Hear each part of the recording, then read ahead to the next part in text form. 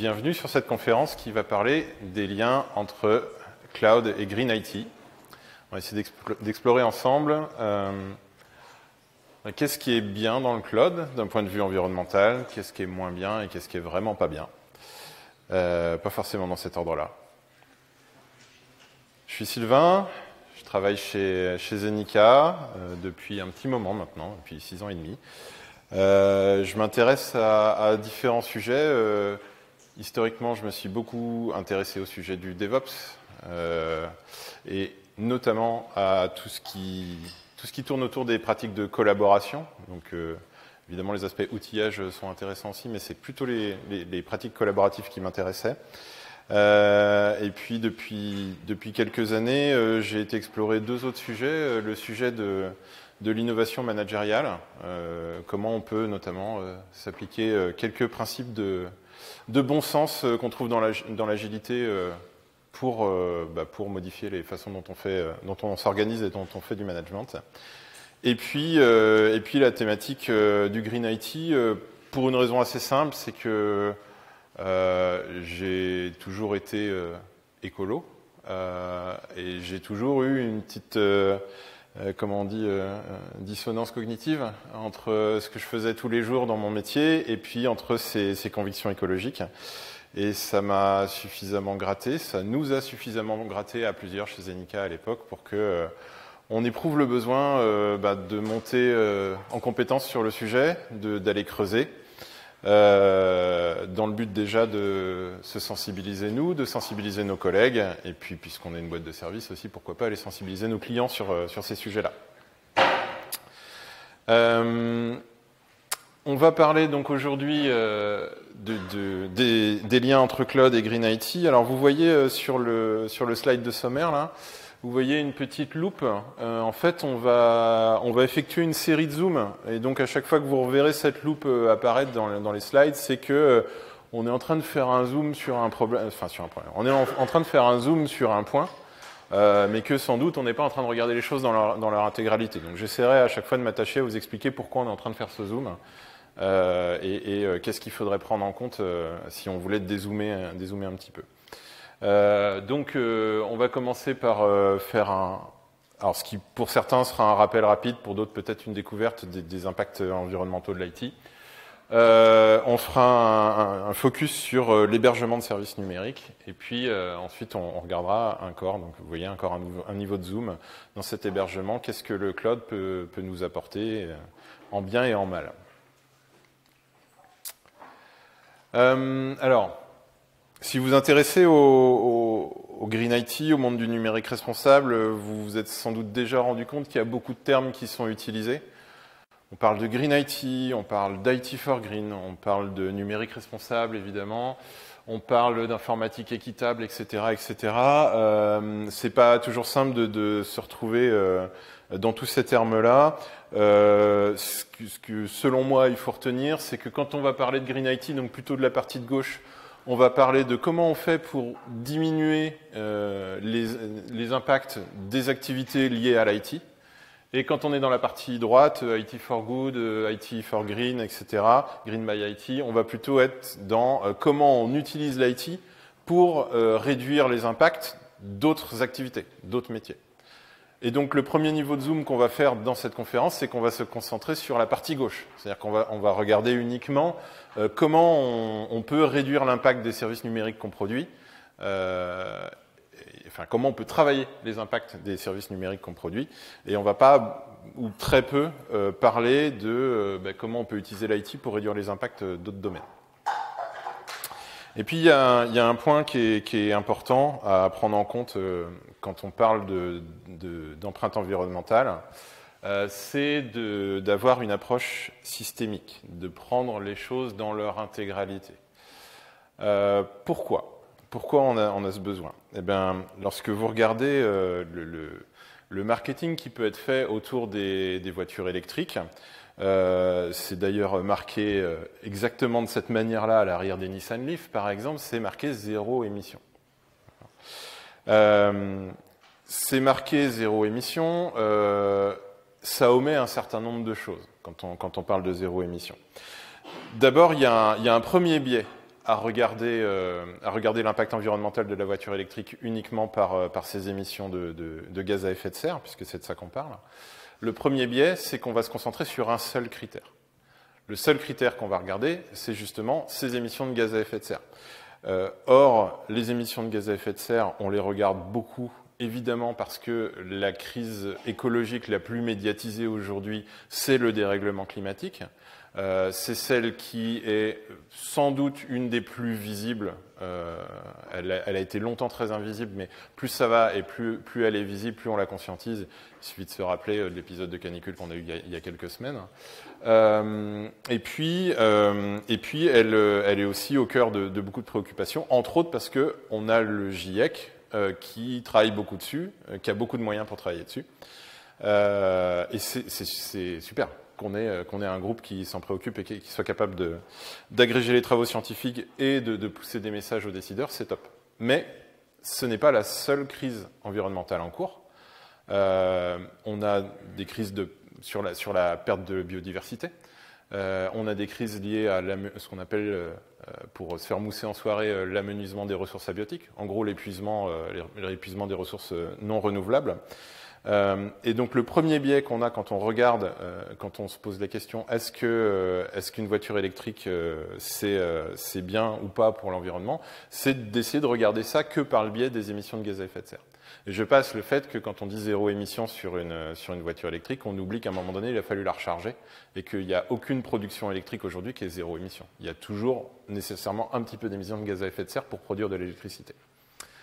Le deuxième biais qu'on a lorsqu'on regarde, lorsqu'on dit qu'une voiture électrique c'est bien parce que ça n'émet pas de gaz à effet de serre, c'est qu'on se focalise sur une phase de la vie de l'automobile qui est sa phase d'utilisation.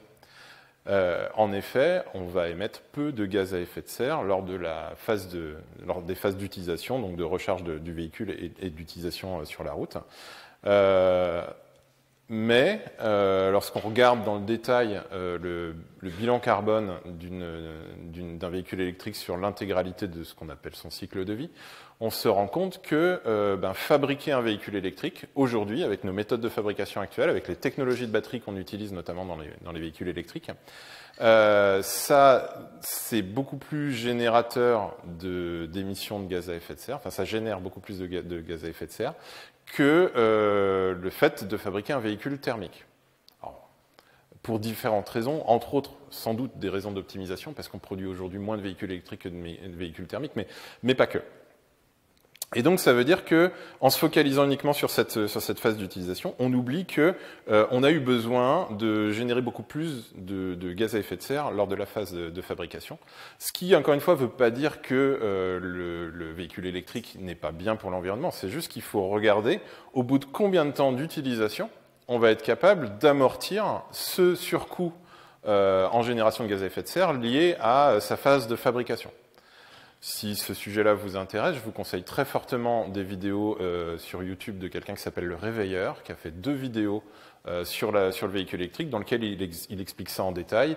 Et il montre, par exemple, que sur un véhicule de la taille d'une Clio, lorsqu'on compare le cycle de vie d'un véhicule électrique et d'un véhicule thermique, il faut, dans un pays comme la France, dans lequel l'alimentation électrique est peu carbonée, il faut faire au moins 30 000 km avec le véhicule dans sa phase d'utilisation pour avoir amorti le surcoût d'émissions de gaz à effet de serre de sa phase de fabrication.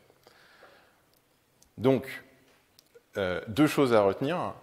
1, ne pas se focaliser sur un seul critère, il y en a plusieurs. Et 2, bien regarder ces différents critères qu'on va regarder sur l'intégralité de la phase de cycle de vie, sur l'intégralité des phases de cycle de vie. Et ce qui tombe bien, c'est qu'on a un outil qui nous permet de faire ce genre de choses, un outil qui s'appelle l'analyse de cycle de vie. Hop, je grandis un petit peu mes slides, c'est petit ici. Voilà. L'analyse de cycle de vie, c'est une méthode qui a l'intérêt d'être une méthode normalisée, qui n'est pas du tout propre à l'IT, hein, c'est une méthode d'analyse environnementale, elle est normalisée par des normes ISO, et elle s'attache à faire 2 choses. D'abord, elle s'attache à faire un bilan environnemental qui est multicritère, donc encore une fois, ne pas regarder uniquement les émissions de gaz à effet de serre, mais regarder aussi la toxicité, la pollution des sols, la pollution des airs, la pollution des eaux, etc., etc., plein d'autres critères. Et puis d'autre part, on va bien faire attention à regarder l'intégralité du cycle de vie du produit ou du service qu'on est en train d'étudier, parce que eh bien, il est nécessaire de bien regarder toutes ces différentes étapes pour se faire une idée claire de l'impact environnemental. Et puis je vous ai mis un petit schéma qui vient de l'ADEME en bas là, qui explique que c'est une méthode qui fonctionne en regardant une notion de flux en fait. Donc les flux entrants, de quelle matière première on a besoin, de quelle énergie on a besoin pour produire le bien ou le service, et puis les flux sortants, qu'est-ce qu'on va potentiellement rejeter, quels vont être les différents effluents, etc. Et c'est à partir de ça qu'on va pouvoir calculer une empreinte environnementale. Je ferme cette parenthèse sur l'analyse de cycle de vie, parce que vous allez voir qu'on va la rouvrir assez rapidement sur le côté hébergement. Une parenthèse, enfin un peu plus qu'une parenthèse, une partie sur les impacts écologiques de l'IT. Alors sur cette partie sur les impacts écologiques, je vais essentiellement m'appuyer sur deux études qui viennent de la communauté greenIT.fr, qui sont une étude sur l'empreinte du numérique en France et une étude sur l'empreinte du numérique dans le monde. Je vais préciser tout de suite que ces études, aujourd'hui, elles ont le mérite d'exister et elles sont relativement exhaustives, mais qu'il existe aussi d'autres études et que toutes ne disent pas exactement la même chose, mais les études de greenIT.fr sont relativement représentatives de la tendance générale des différentes études qu'on va trouver. Mais j'apporterai quelques nuances là-dessus. Alors, quand on regarde ce que nous disent ces études, et en l'occurrence ce que nous dit l'étude sur l'empreinte environnementale du numérique mondial, qui date de 2019, on trouve ces différents chiffres. Donc sur la consommation d'énergie primaire par rapport à l'intégralité des activités de l'humanité, l'IT serait responsable à peu près de 4,2% de la consommation, enfin entraînerait à peu près environ 4,2% de la consommation d'énergie, environ 3,8% des émissions de gaz à effet de serre, un chiffre plus faible sur le côté consommation d'eau, environ 0,2%, et puis consommation d'électricité, environ 5,5%. Ce qui en soi peut paraître pas forcément énormissime, surtout au regard de tous les services que rend l'IT. Mais il y a deux soucis à ça. D'abord, c'est quand on prend des points de comparaison, on se rend compte que, notamment si on regarde le côté émissions de gaz à effet de serre, on est dans des ordres de grandeur qui sont équivalents, voire supérieurs à l'aviation civile. Donc c'est pas anodin comparé à d'autres types de pollution. Et puis le deuxième effet qui se coule, j'ai envie de dire, qui est surtout pas à négliger, qui est même primordial, c'est que on est sur des impacts qui sont en croissance. Et quel que soit l'indicateur qu'on regarde, on voit qu'on est sur des impacts en croissance. Donc en croissance, là, c'est en valeur par an, en croissance par an, fois 2,9 sur l'énergie, fois 3,1 sur les émissions de gaz à effet de serre, etc., etc. Alors, il existe également des études scientifiques qui disent le contraire. Alors, en l'occurrence, il existe principalement une étude, Malmodin, qui explique que grâce aux différents gains d'optimisation qu'on va être capable de faire, on devrait être capable de réduire l'impact du numérique. Donc je la cite là par honnêteté intellectuelle. Maintenant, de toutes les études qui existent sur le sujet, on en a une qui dit ça, et en gros, pour une qui dit ça, on en a 9 qui disent le contraire. Donc c'est juste pour vous donner un ordre d'idée. Après, voilà, vous choisissez de croire celle que vous avez envie de croire. Moi, ma conviction personnelle, c'est qu'on va se situer entre les deux. C'est-à-dire que parce qu'on a une démarche de sensibilisation qui est de plus en plus importante, heureusement, on ne devrait pas arriver à ces taux de croissance-là, mais on est toujours sur un secteur qui est en croissance importante. Et pourquoi c'est gênant qu'on soit sur un secteur en croissance importante? Parce que si on prend par exemple l'empreinte carbone moyenne d'un Français qui aujourd'hui est aux alentours de 10 tonnes équivalent CO2 par an et par personne, eh bien on est sur des impacts carbone qui sont beaucoup trop importants par rapport aux objectifs, notamment des accords de Paris, dont le but est de limiter le réchauffement climatique à 1,5 degré d'ici 2100. Et il faudrait en fait qu'on soit sur un impact carbone par Français qui soit de 2 tonnes, enfin pas mondial, mais en l'occurrence la même chose pour les Français, de 2 tonnes équivalent CO2 par an. Donc c'est compliqué de conjuguer le fait de devoir réduire ses émissions d'un côté et de l'autre côté d'avoir un secteur qui est en croissance sur ses émissions. Pour donner un peu d'ordre d'idée, à quoi ça correspond quand on parle de ces émissions de gaz à effet de serre, etc. Donc les impacts, si on reprojette sur des choses plus physiques, donc les impacts mondiaux en termes d'émissions de gaz à effet de serre, c'est l'équivalent de... c'est comme si on avait 1,5 milliard de salariés français qui allaient travailler pendant un an. Voilà, c'est ce que émet le numérique en un an. En termes de consommation d'eau, 242 milliards de packs d'eau minérale, donc des packs de 6 bouteilles d'1,5 litre, etc., etc. 82 millions de radiateurs de 1000 watts allumés en permanence en termes de consommation électrique. Bon, tout ça pour dire que c'est pas négligeable. Et puis là-dedans, on tombe souvent sur un faux ami ou une idée conçue qui est fausse, car entre autres était entretenue par des études qui ont été publiées, je dirais de manière un peu maladroite il y a quelques années, qui est que cette consommation-là, elle serait essentiellement due à nos data centers.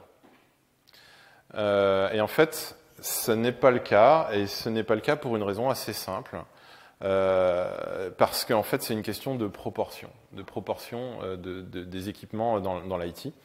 Donc pour ceux qui étaient à la fresque du numérique hier matin, vous verrez quelques différences dans les chiffres, c'est juste qu'ils viennent pas tout à fait de la même étude, mais on est dans les mêmes ordres de grandeur. Donc là où on parle de dizaines, éventuellement de centaines de millions de serveurs quand on parle des data centers, côté terminaux utilisateurs, on est sur un ordre d'idée qui est ce chiffre en dizaines de milliards. Alors là encore, on a des études qui donnent des chiffres différents, mais en gros, on est sur une fourchette de 10 à 150 milliards d'équipements. Voilà.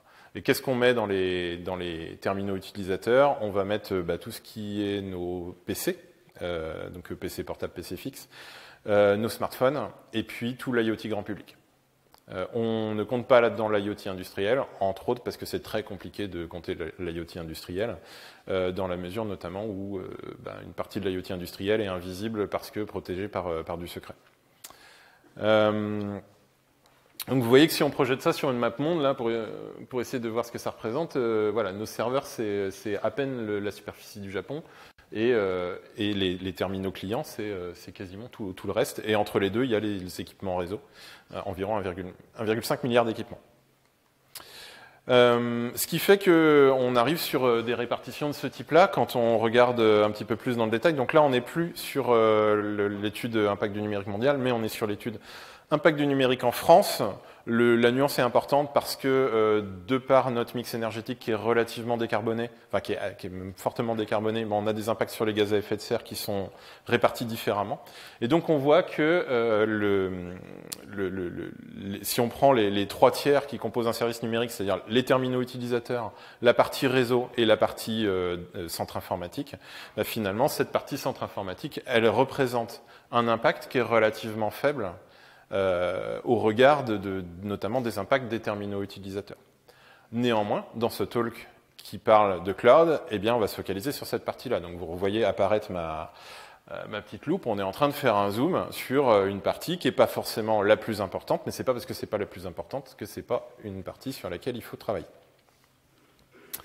Alors si on essaie de rentrer un petit peu dans le détail de qu'est-ce que c'est l'hébergement d'un service numérique, on va rapidement être amené à parler de data center, de centre de données, puisque c'est là qu'on va stocker la plupart de ces parties traitement qu'on a sur nos services numériques. Alors, je vous propose là une vue qui est peut-être un petit peu simplifiée d'un data center, mais pour donc les experts du data center, s'il y a des gens de OVH Cloud par exemple, ne me balancez pas des choses s'il vous plaît. Mais globalement, un data center, ça va être quoi? Ça va être évidemment un ensemble d'équipements informatiques type serveur, serveur de stockage, etc. Reliés entre eux par des réseaux de communication, et puis tout ça connecté à l'Internet. Et puis à côté de ça, on va avoir un certain nombre d'éléments, notamment des éléments liés à l'alimentation électrique, donc des générateurs de secours, des transformateurs, parce que souvent on a plutôt des courants forts qui arrivent dans les data centers. Éventuellement des batteries pour être capable de faire de l'ondulation, d'être capable d'encaisser des pertes courtes de courant. Et puis nos générateurs de secours, eux, ils vont servir notamment lorsqu'on a des pertes de courant un petit peu plus longues, et donc ils vont utiliser du carburant. On a un certain nombre d'équipements plutôt annexes qui vont faire partie du bilan du data center, qui vont être des équipements type sécurité, pilotage, etc. Et puis on va avoir toute une famille d'équipements qui vont servir à refroidir nos équipements informatiques. Essentiellement les équipements informatiques. Pourquoi? Parce que je pense que tous les gens ici qui ont déjà utilisé un ordinateur, par exemple son portable sur les genoux, c'est qu'un portable ça émet de la chaleur, un équipement informatique ça émet de la chaleur, qu'on appelle chaleur fatale parce que c'est pas le but qu'il émette de la chaleur, c'est de l'énergie perdue. Tout simplement parce que les composants électroniques chauffent, notamment quand on les utilise à fréquence élevée. Et donc une part importante de l'activité, enfin des éléments qu'on va mettre dans un data center va servir à refroidir ce data center pour éviter que nos machines surchauffent, que les machines surchauffent et qu'elles finissent par tomber en panne. Donc si on regarde ça sous l'angle de cette fameuse analyse de cycle de vie dont je vous parlais tout à l'heure, c'est pour ça qu'on remet ici le symbole, il va falloir qu'on regarde sur tout le cycle de vie les impacts liés aux équipements informatiques en tant que tels, donc les serveurs, le réseau, le stockage. Il va falloir qu'on regarde les impacts liés à tous les équipements annexes autour, et notamment, parce qu'ils vont être forts, les impacts liés aux équipements de refroidissement. Et puis tout ça, c'est pas posé sur un parking, c'est dans un bâtiment. Donc il faut aussi qu'on regarde les impacts liés à ce bâtiment en tant que tel. Donc sur le bâtiment en tant que tel, on va être essentiellement sur des coûts liés à la construction. Donc plutôt dans la phase de fabrication. Et en amont de tout ça, pour fabriquer des bâtiments, il faut extraire les ressources qui permettent de le faire. Donc par exemple, on va avoir besoin de beaucoup de sable pour fabriquer du béton. Or, le sable, c'est une ressource qui est concernée par l'amenuisement des ressources. Il va falloir qu'on produise de l'acier pour les armatures, etc. Donc là, on va tirer encore une fois sur des ressources naturelles. Tout ça, ça va en plus demander de l'énergie. Et puis, on fabrique rarement l'acier et le béton sur le site sur lequel on va construire le bâtiment. Donc, il y a en plus des coûts de transport. Il y a tout ça, des impacts liés au transport. Et puis après, pour regarder un petit peu plus dans le détail ces impacts-là, et notamment la répartition entre les impacts équipements informatiques et les impacts équipements annexes, on va avoir un certain nombre d'indicateurs qui émergent et qui permettent de commencer à se faire une idée des impacts, sachant qu'on va essentiellement là regarder des impacts en phase d'utilisation. Et c'est notamment le cas d'un indicateur qui est bien connu des hébergeurs, qui s'appelle le PUE, pour Power Usage Effectiveness. Et le Power Usage Effectiveness, ou indicateur d'efficacité énergétique, c'est tout simplement un calcul de rapport entre l'énergie totale qui va être consommée par le centre de données et l'énergie qui est consommée uniquement par les équipements informatiques qui sont au sein de ce centre de données. Donc encore une fois, on est sur un niveau de zoom. On est sur un niveau de zoom sur la phase d'utilisation. Et donc sur cette phase d'utilisation, on va calculer ce PUE. Et donc ce PUE, c'est un chiffre qui est forcément supérieur à 1. Et plus on va tendre vers le 1, plus on va être efficient, efficient énergétiquement parlant, notamment dans toute l'énergie qui va être utilisée pour le refroidissement. Donc dans des vieux centres de données dans lesquels on utilise des techniques de climatisation peu efficaces, on peut avoir des PUE très très forts, des PUE de 3, 4, 5, donc on va utiliser beaucoup plus d'énergie pour refroidir le centre de données que juste pour faire tourner les serveurs. Les champions du monde aujourd'hui en termes de PUE, ça va être essentiellement donc des gros cloud providers, ce qu'on appelle les hyperscalers. Donc ça peut être Google, ça peut être Facebook, ça peut être OVH, qui arrivent à descendre à des PUE faibles de 1.1, voire légèrement en dessous. Ça veut dire que on rajoute 10% d'énergie à l'énergie nécessaire pour les équipements informatiques. On rajoute 10% pour le refroidissement et tout ce qu'il y a autour. Le problème de cet indicateur-là, c'est que pris seul, il est aveugle. On regarde l'efficience énergétique du data center, ok, mais si on ne regarde pas en complément où il est situé et surtout si on se focalise uniquement sur l'impact des gaz à effet de serre, si on ne regarde pas comment il est alimenté en électricité, depuis quel type de source énergétique, et notamment le taux de carbonation du mix énergétique, en fait, c'est compliqué de dire s'il est bien ou pas. Donc c'est pour ça que il y a un autre indicateur que vous voyez en bas à droite, qui est le CUE, Carbon Usage Effectiveness. On prend ce PUE et on le modifie par le taux de carbonation du mix énergétique. Ce qui nous permet de dire que finalement, un data center avec un PUE moyen, allez, 1,2, 1,3, mais qui se situerait dans un pays, par exemple comme la France, dans lequel l'énergie est assez fortement décarbonée, est peut-être plus intéressant d'un point de vue de l'indicateur d'émissions de gaz à effet de serre en phase de fonctionnement qu'un data center qui aurait un PUE de 1,1, mais qui serait situé, allez, au hasard en Chine. Pourquoi au hasard en Chine? Parce que le mix énergétique de la Chine est assez fortement carboné, très fortement carboné. C'est beaucoup basé sur des centrales à charbon, même s'ils sont en train de déployer des centrales nucléaires à côté. Et puis, un autre aspect aveugle de cet indicateur-là, c'est que il va regarder donc l'efficience énergétique, mais il y a évidemment d'autres impacts au fonctionnement d'un data center. Et typiquement, un des impacts qu'il peut y avoir côté data center, c'est l'utilisation d'eau. Pourquoi? Parce que parmi les techniques de refroidissement qu'on peut utiliser, on peut avoir des techniques dites de water cooling ou des techniques dites de refroidissement adiabatique, donc refroidissement par évaporation, qui elles sont assez consommatrices d'eau, et c'est pour ça qu'on a aussi un autre indicateur qui est le Water Usage Effectiveness, WUE, qu'il est intéressant de regarder parce que souvent, pardon Erwan, j'ai cassé ton truc. Parfois, pour obtenir un PUE faible, on va consommer beaucoup d'eau.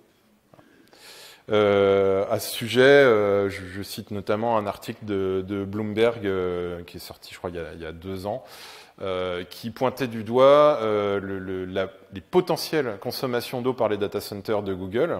Alors, je l'admets très volontiers, c'est un peu putaclic comme titre d'article. En l'occurrence, ils ont regardé quelles demandes Google avait fait aux différents États américains en termes de droit à consommer de l'eau. Et donc, ils ont mis toutes ces demandes-là bout à bout, et on arrive à des milliards de litres d'eau. Ce qui est gênant pour 2 raisons, c'est que parfois, il s'agit d'eau potable, parce que, alors quand les cloud providers, en l'occurrence quand Google peut faire autre chose qu'utiliser de l'eau potable, ils le font. C'est-à-dire que quand ils ont des data centers qui sont proches de la mer, ils vont plutôt utiliser de l'eau de mer. Dans certains États, ils vont utiliser des eaux usées. Et ils mettent même en avant le fait qu'ils rendent l'eau plus propre que quand elle est arrivée chez eux. Mais parfois, ils n'ont pas accès à d'autres sources d'eau, et donc ils vont être branchés sur les circuits d'eau potable. Et donc ça, c'est gênant parce que et c'est parfois dans des États dans lesquels on est en tension sur l'eau, par exemple l'Arizona. Donc, important de regarder aussi ce côté Water Usage Effectiveness et d'aller chercher des mécanismes de refroidissement des data centers qui contribuent à diminuer leur PUE tout en évitant d'avoir une tension importante sur d'autres sources comme l'eau. Et donc là, il y a des choses intéressantes qui sont faites. Alors, il y a ce qu'on appelle le free cooling. Donc le free cooling, l'idée, c'est d'utiliser l'air extérieur pour refroidir les data centers. Donc le free cooling, c'est une technique qui est très intéressante, mais qui a le désavantage de ne pas marcher partout. Et c'est notamment pour ça qu'il y a beaucoup d'implantations de data centers dans les pays du nord de l'Europe. Parce que l'air y est plus frais de manière assez constante dans l'année, et donc on peut utiliser l'air pour faire ce type de refroidissement. Et puis, mon petit préféré, là, en bas à droite, le refroidissement par immersion. Donc, on plonge les serveurs dans un liquide non conducteur. On appelle parfois le oil cooling, c'est une sorte d'huile qui est utilisée. Et donc, prétendument, j'ai pas l'info sur la véracité de cette photo, mais elle serait issue d'un data center de la NSA. Comme on a peu d'infos sur les data centers de la NSA, c'est pas évident de savoir si c'est vrai ou pas. Alors ça a quelques inconvénients, notamment c'est pas hyper pratique en termes de maintenance, et ça prend plus de place, parce qu'on peut pas les empiler en hauteur. Voilà. Mais c'est hyper intéressant d'un point de vue refroidissement, ça permet d'obtenir des PUE qui sont très faibles. Et puis il y a un certain nombre d'autres choses qui vont être faites, qui vont être très intéressantes, notamment par les hyperscalers, pour réduire les impacts, là plutôt des impacts du cycle de vie des équipements qu'on va trouver dans les data centers. Par exemple, on va avoir des optimisations très importantes qui vont être faites sur le hardware des serveurs, pour d'une part éliminer tout le superflu, Vous savez, ce beau capot Dell en plastique là que vous pouvez voir, enfin, je dis Dell, hein, c'est vrai pour IBM, pour HP, etc., qui sert à rien si ce n'est à mettre 2-3 LED qui clignotent. Bon, bah, ça, on vire les capots qui sont pénibles à démonter quand on a des maintenances à faire, et on se retrouve avec des serveurs comme ça qui sont le plus sobre possible et qui en plus facilitent vachement la maintenance parce qu'on a très vite accès aux différents composants. Donc ça, c'est intéressant. Notamment, il y a un certain nombre d'hyperscalers qui se sont retrouvés autour de l'Open Compute Project et l'Open Compute Initiative, dont le but est de publier en open source les specs de ces machines-là, pour que plusieurs fabricants puissent les produire et que ce soit interchangeable, etc. Et puis, une autre initiative intéressante, est-ce qu'il y en a parmi vous qui reconnaissent la photo en haut à droite, qui savent ce que c'est? Non. C'est un TPU, un Tensor Process Unit. Donc là, c'est ce de Google. En fait, c'est des machines qui vont être optimisées pour faire du traitement de machine learning. Donc le Tensor vient de TensorFlow, en gros. Hein. Et donc, c'est des machines là qui font plus tourner des processeurs génériques, ni même des cartes graphiques, comme on peut le faire parfois. Là, c'est carrément des FPGA qui sont dédiés à faire du calcul type ceux qu'on va utiliser en machine learning. Alors ça a un gros avantage, c'est que ça optimise énormément le matériel par rapport à son usage. Donc on est encore une fois dans une optimisation de la phase d'utilisation, mais aussi de la fabrication, parce que vous voyez qu'ils sont assez sobres aussi dans les matériaux utilisés.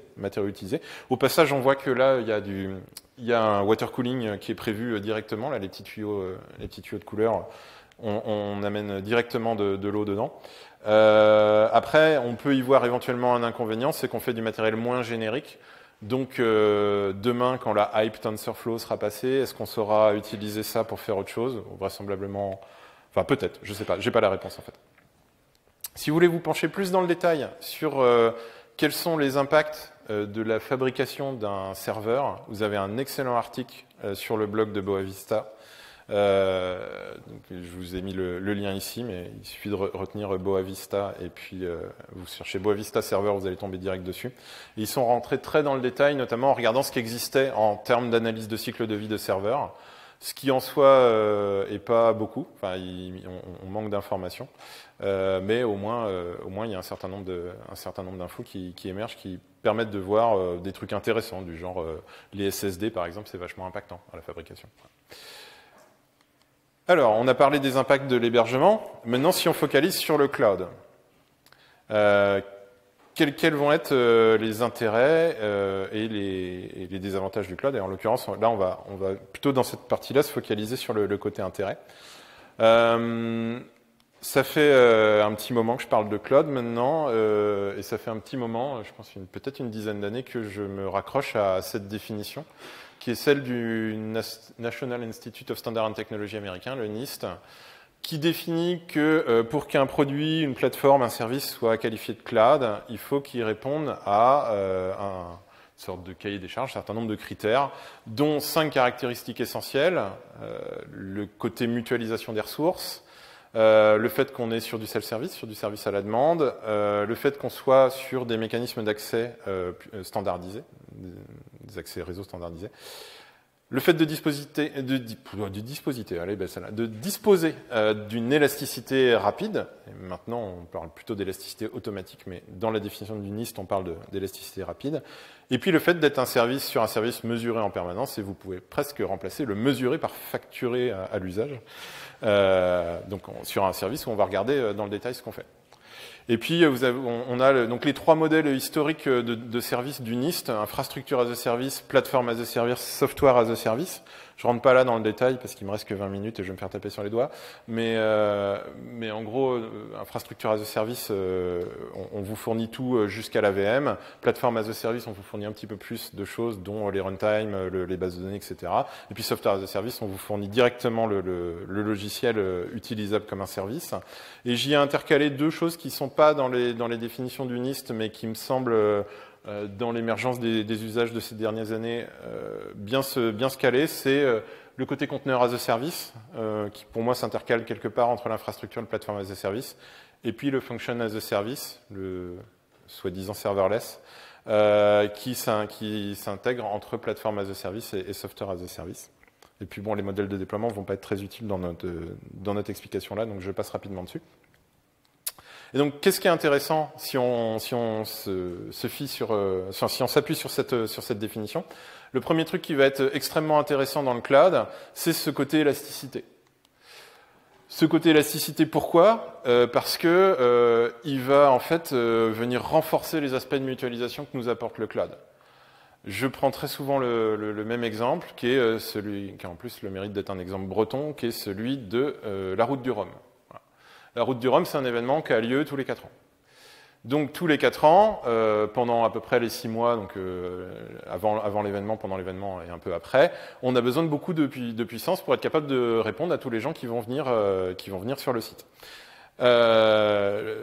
À l'ancienne, quand moi j'ai commencé à être Ops il y a très très longtemps, on n'avait pas encore ces mécanismes-là, ou très peu ces mécanismes-là, et donc on mettait une grosse machine qui était sizée pour le pic de charge, qui était dimensionnée pour le pic de charge. Donc on avait des machines qui étaient extrêmement importantes, et puis qui se tournaient les pouces une grande partie du temps, typiquement 3 ans et demi sur 4 dans notre exemple de la route du Rhum, mais qui au moins encaissaient la charge au moment où il y avait des pics.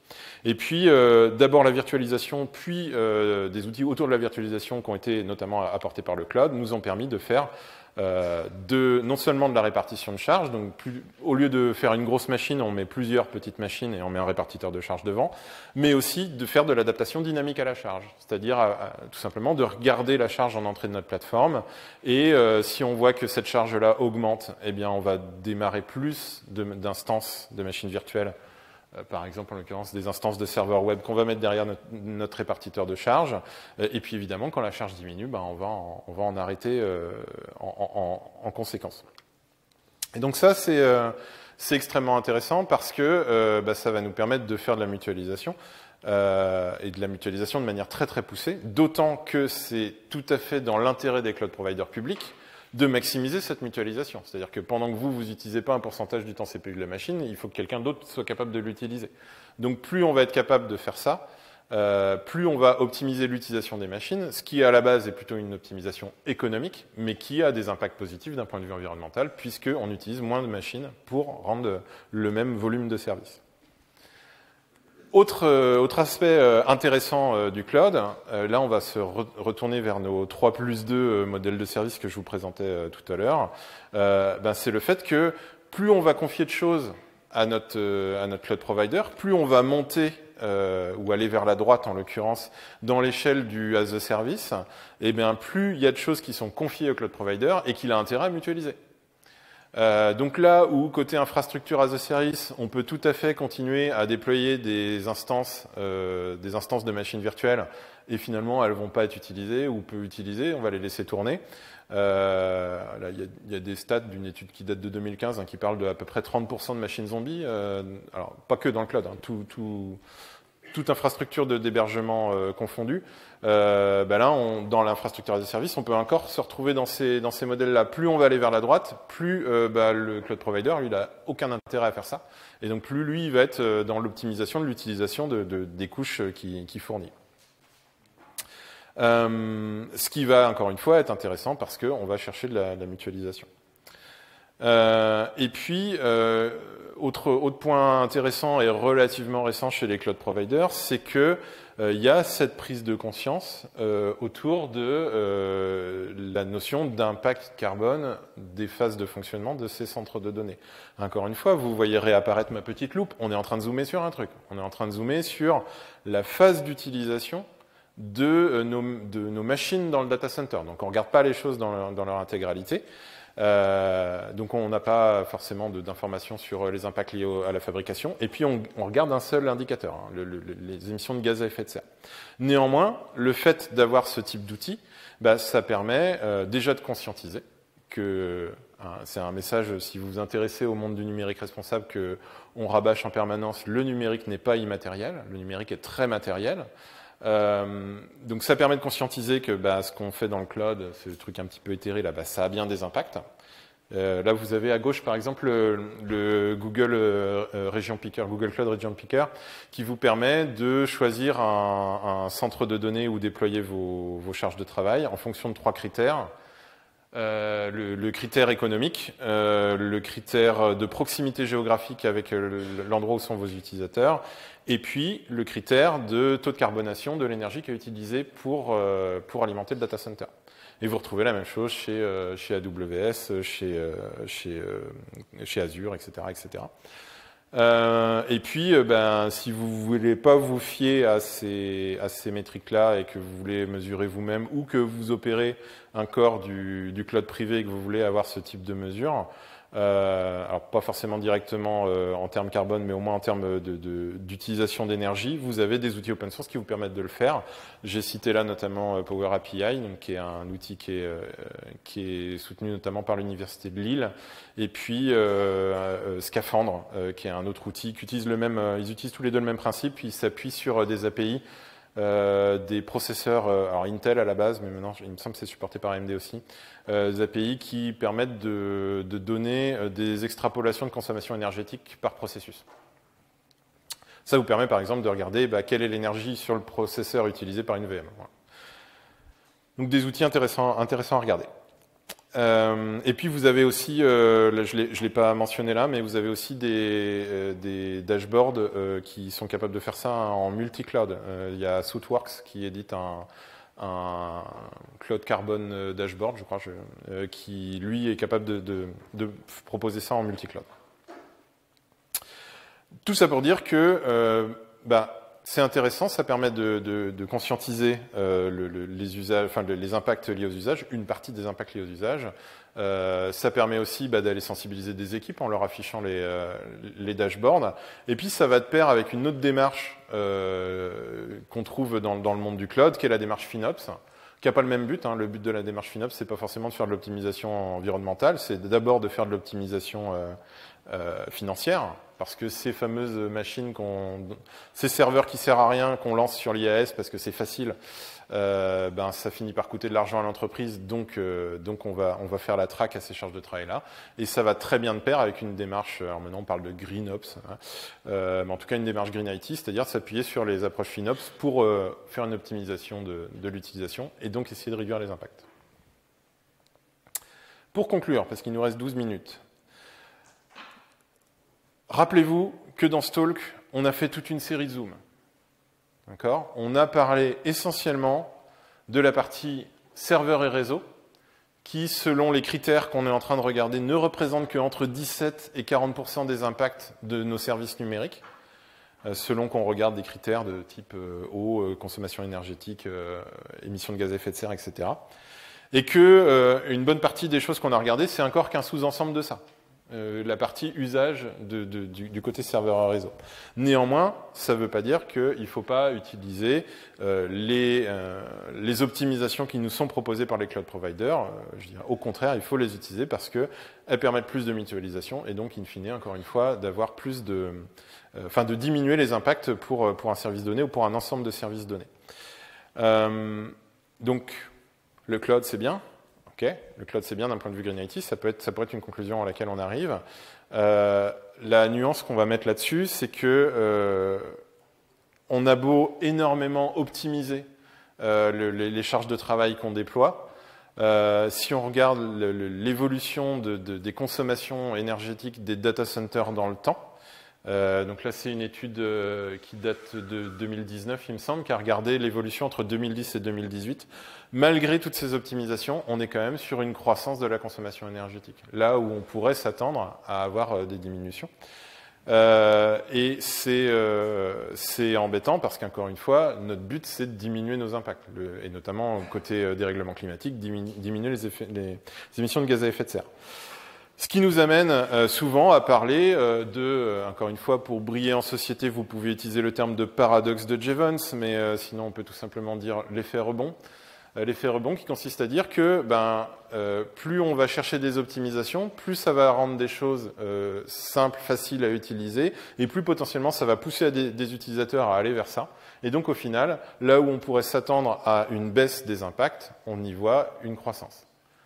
Pour la petite histoire, Jevons, c'est quelqu'un qui a travaillé sur ce sujet-là dans l'Empire britannique du 19e siècle, sur le côté de l'optimisation des machines à charbon. L'Angleterre commençait à voir que ses réserves de charbon baissaient et se disait ouais, on va mettre le paquet sur l'optimisation des machines à charbon. Et ce que Jevons a remarqué, c'est qu'en optimisant les machines à charbon, on baissait pas la conso de charbon, on l'augmentait. Parce qu'en fait, c'était plus facile de les utiliser, c'était moins cher, et donc beaucoup plus de personnes les utiliser. Pourquoi c'est important de garder ça en tête? Parce que très souvent, quand on commence à regarder le Green IT, on va regarder surtout des mécanismes d'optimisation. On va se dire comment on va faire pour sur une charge de travail donnée, essayer de faire en sorte qu'elle ait le moins d'impact possible. Et c'est important, c'est même essentiel de le faire. C'est notamment ce que les cloud providers peuvent nous apporter, mais que, de mon point de vue, l'optimisation, ce n'est pas le seul axe de travail, et c'est sans doute pas l'axe de travail le plus efficace. À mon sens, l'axe de travail le plus efficace pour réduire l'impact de nos services numériques, c'est d'avoir des réflexions de sobriété. Et la réflexion de sobriété, elle peut aller de est-ce que j'ai vraiment besoin de développer cette nouvelle fonctionnalité, est-ce que j'ai vraiment besoin de lancer ce nouveau service, à des choses un petit peu plus pointues, notamment dans le domaine de l'hébergement, qui peuvent être ok, le cloud c'est génial, ça me permet de déployer mes charges de travail sur un CDN qui va être partout dans le monde. Donc, de démultiplier les endroits où je vais stocker mes informations. Ou ça me permet d'avoir un cluster Kubernetes qui tourne sur 3 data centers différents, enfin, ou plusieurs clusters qui tournent sur 3 data centers différents, etc. Et donc d'avoir des charges de travail qui vont être très hautement disponibles, le 99,99999, je m'arrête. En fait, pour moi, la première question à se poser, c'est ok, le cloud le permet, mais est-ce qu'on en a vraiment besoin?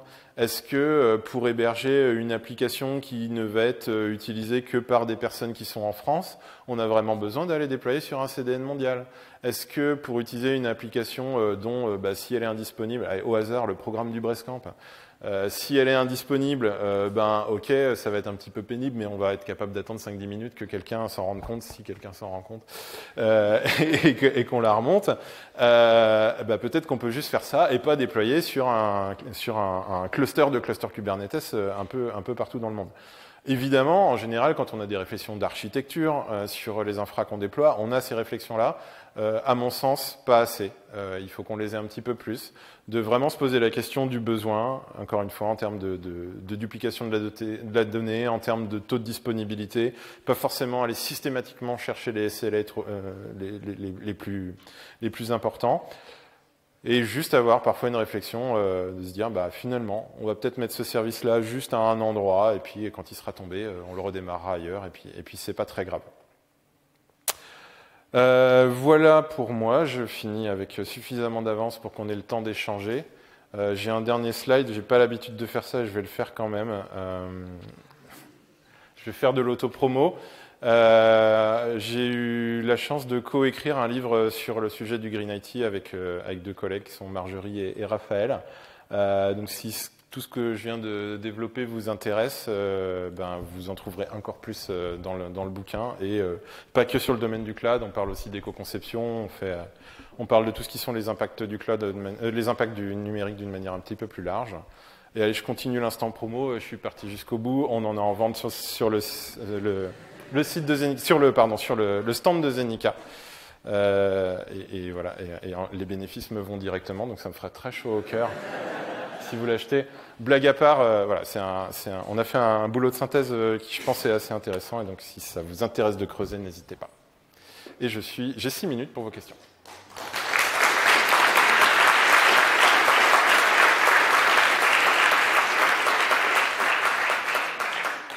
Merci. Ah, il y a une question là-haut. Attends, il y a un micro. Vas-y, le temps que le micro arrive, je vais répéter ta question. Ouais, vas-y.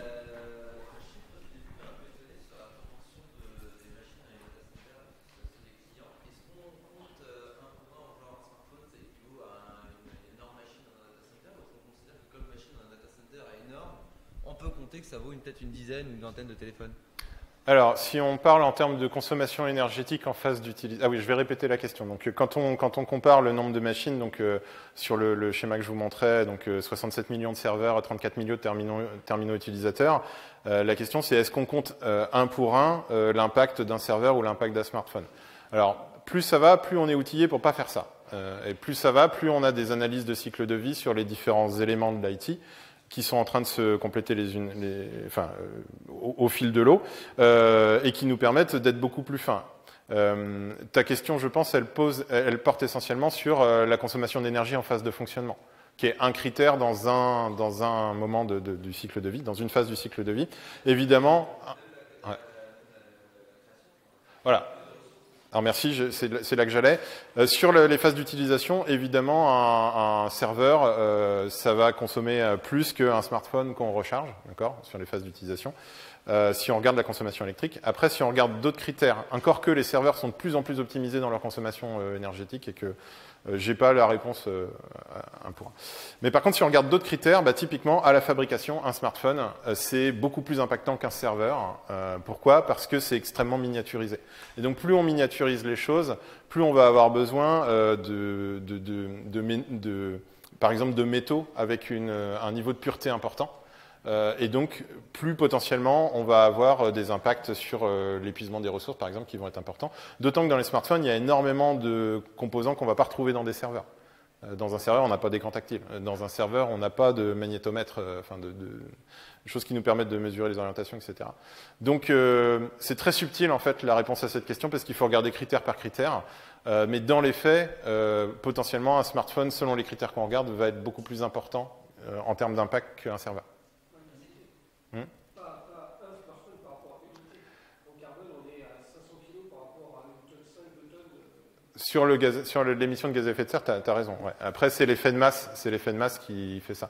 Mais sur l'aménagement des ressources, par exemple, il faudra regarder dans le détail. Vu le nombre de ressources, si on passe en équivalent antimoine, vu le nombre de ressources dans un smartphone, je ne suis pas sûr que ça soit en faveur du serveur. Oui, en particulier si tu prends en compte la fin de vie. Ouais. Tu peux t'attendre à ce que les serveurs soient dans des possibilités déjà de réparabilité bien supérieures et éventuellement de recyclage, alors que tout l'électronique grand public, ça part, on ne sait pas trop où. C'est vrai, Marty. Tu rajoutes un axe de réflexion qu'on n'a pas eu, qui est la 4e dimension, c'est celle du temps. C'est qu'en plus, un serveur, en général, ça fonctionne une dizaine d'années. Nos smartphones sont renouvelés en moyenne tous les 2 ans. Alors c'est un chiffre qui progresse plutôt de manière positive là, mais parce qu'il y a de plus en plus de réutilisation, de réemploi, et puis on allonge les durées de vie des smartphones. Mais il y a ça à prendre en compte, c'est que là où si on rajoute le facteur temps, tout de suite, même si on reprend les gaz à effet de serre par exemple, du coup unitairement un smartphone potentiellement par an va émettre plus de gaz à effet de serre sur le cycle de vie. Non, t'es pas d'accord, Pierre?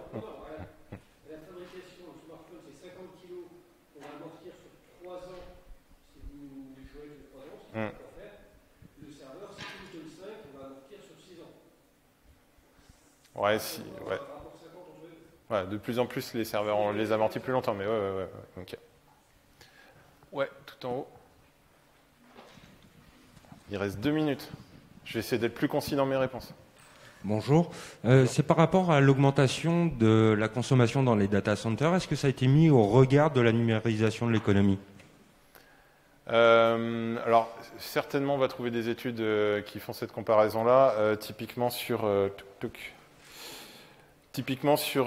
l'étude de Recalibrating Global Data Center Energy Use Estimate, là, qui vient de Science. Il me semble qu'il y a un paragraphe qui parle du parallèle entre l'évolution vers une économie de plus en plus numérique et l'utilisation des data centers. Par exemple, on trouve des chiffres assez intéressants. Sur la même période, là, cette augmentation d'énergie, elle correspond à plus 550% du nombre d'instances déployées dans le cloud. Donc on a quand même une optimisation.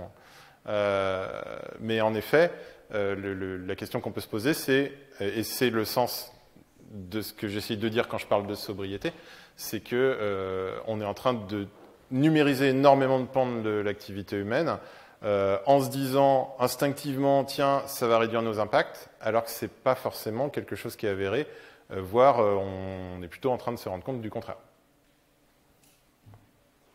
J'ai pas été concis du tout. Il reste 0 minute. Peut-être une dernière question, s'il y en a une. Non, il n'y en a plus. Ok, merci.